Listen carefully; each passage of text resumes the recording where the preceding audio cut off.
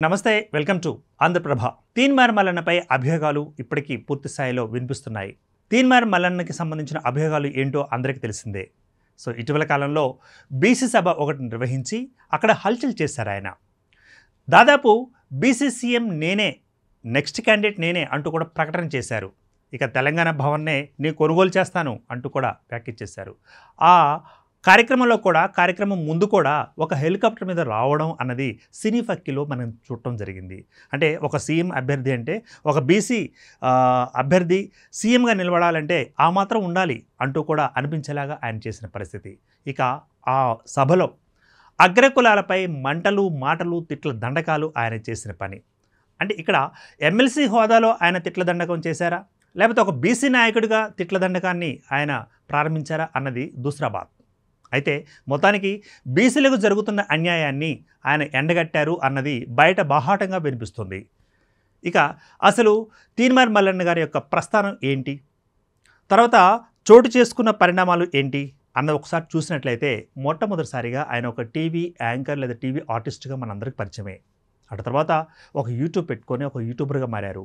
అటు తర్వాత కాంగ్రెస్ నాయకుల్ని కొంచెం మంచిగా సాఫ్ట్గా చేసుకున్నందువలన సో కాంగ్రెస్లో మాట్లాడే ఒక వ్యక్తి కావాలి, ఒక తీన్మార్ మల్లన్న లాంటి వ్యక్తి కావాలి అనే నేపథ్యంలో ఆయనకు ఒక ఎమ్మెల్సీని ఇవ్వడం జరిగింది. ఒక బీసీ నాయకుడిగా మనకు కనిపిస్తున్నారు.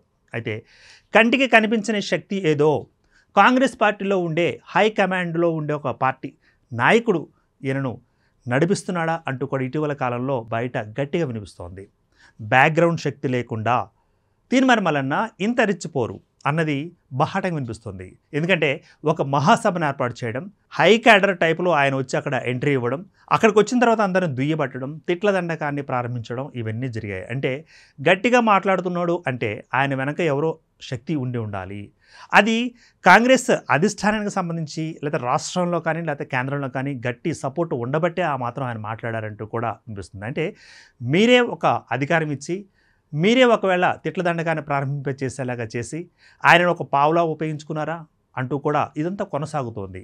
ఇక ఇప్పటి వరకు తానా తందానా అంటూ ఈ వ్యవహారం కొనసాగింది. ఎందుకంటే ఆయన చెప్పారు, ఈయన చెప్పారు. మౌత్ స్పీకర్గా మారిన పరిస్థితి మనం గమనిస్తున్నాం ఇక్కడ.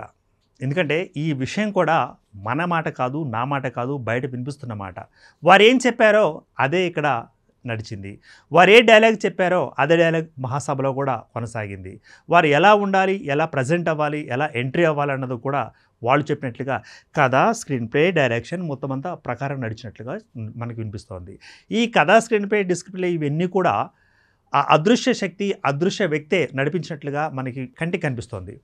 ఇక చివరికి కాంగ్రెస్ పార్టీ నుంచి ఆయన సస్పెండ్ చేసేంత వరకు కానీ మనం గమనించినట్లయితే ఆయన యొక్క ప్రస్థానాన్ని మనం చూసాం ఇప్పుడే.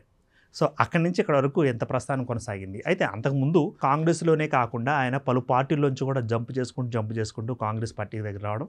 సో ఆయనకున్న సహజ లక్షణం ఏంటంటే విమర్శించడం. విమర్శలు రెండు రకాలు, సద్విమర్శ ఉంటుంది, లేకపోతే ఇంకోటి విమర్శ ఉంటుంది. ఈయన చేసేవన్నీ కూడా ఆలోచిస్తే అవుననే అనిపిస్తూ ఉంటుంది. ఆయన యొక్క మాట తీరా, లేకపోతే యాంకర్గా గతంలో కాలంలో పనిచేసి ఉన్న అనుభవంతో అందరిని ఆకట్టుకునేలాగా ఆయన మాట్లాడుతున్నారా అన్నది ఇవన్నీ కూడా పక్కన పెడితే మొత్తానికి కంటికి కనిపించని అదృశ్య శక్తే తీన్మార్ మల్లన్నతోటి మాట్లాడించింది. తీన్మార్ మల్లన్న యొక్క నడకను నిర్దేశించింది. ఆయన అట్లా ముందుకు రావడానికి, కనపడటానికి ఇవంతా కూడా కారణం అదే ఉంది.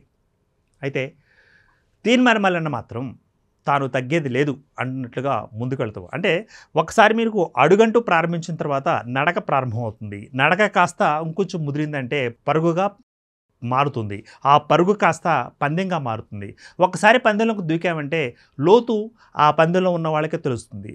ఒకవేళ లోతు ఏమన్నా తీన్మార్ మల్లన్న గారికి ఏమన్నా తెలిసిందేమో, అందుకని చెప్పేసి ఆయన వెనక్కి తిరిగేదిలే, తగ్గేదిలే అంటూ కూడా ముందుకు పోతున్న పరిస్థితి. అయితే పావుగానే తీన్మార్ మల్లన్న గారు ఒకవేళ కొనసాగుతారా?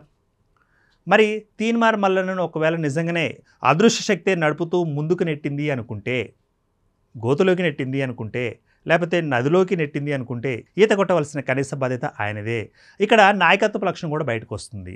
మొత్తం మీద ఒకవేళ తీన్మార్ మల్లన్నను ఇక్కడ వరకు తీసుకొచ్చి ఇక్కడ వరకు అత్యంత ఉన్నత స్థాయి వరకు పైకి లేపి అక్కడి నుంచి ఒకసారి నిలువున లోపలికి తోసారా అంటే ఎదుగుతున్న తీన్మార్ మల్లన్న ఒక బీసీ లీడర్గా మనం చూద్దాం. అంటే బీసీగా చూస్తే బీసీలే బలిపశువులుగా మారతారా అంటే ఒకవేళ తీన్మార్ మల్లన్నే మనకు కనిపిస్తున్నారు. ఆ విశ్లేషణ ప్రకారం బయట కూడా ఒకటి నడుస్తోందనమాట. అయితే కీలక శక్తిగా ఆయన ఎదుగుతారా? లేకపోతే అక్కడే ఉంటారా? లేకపోతే బీసీ నాయకులు జరుగుతున్న అన్యాయాలను ఆయన ఓన్లీ ప్రశ్నించే వరకే ఉంటారా? లేకపోతే పదవుల్లోకి వెళతారా? లేకపోతే నెక్స్ట్ సీఎం బీసీలకే అన్న వాదాన్ని భుజాన వేసుకొని ఆయన జెండాగా తీసుకొని మరి ముందుకు వెళ్ళి బీసీ నాయకులందరినీ కూడగట్టుకొని ఒక బీసీ నేతగా మారబోతున్నారా? ఏం జరగబోతోంది? ఇదంతా జరుగుతూ ఉంది అనుకుంటే అదృశ్య శక్తి మనం అనుకున్న అదృశ్య శక్తి ఈయనకి ఏమాత్రం సపోర్ట్ చేస్తుంది? ఎంతవరకు సపోర్ట్ చేస్తుంది? లేకపోతే ముంచిందా? నట్టాడా? మల్లన్న మునిగారా? అన్నది కూడా మనం వేచి చూద్దాం. రానున్న కాలంలో మనం ఇదంతా కాలమే చెబుతుంది. మనం అప్పుడు కూడా ఒక ఎపిసోడ్ చేసే ప్రయత్నం చేద్దాం. Keep watching Andhraprabha.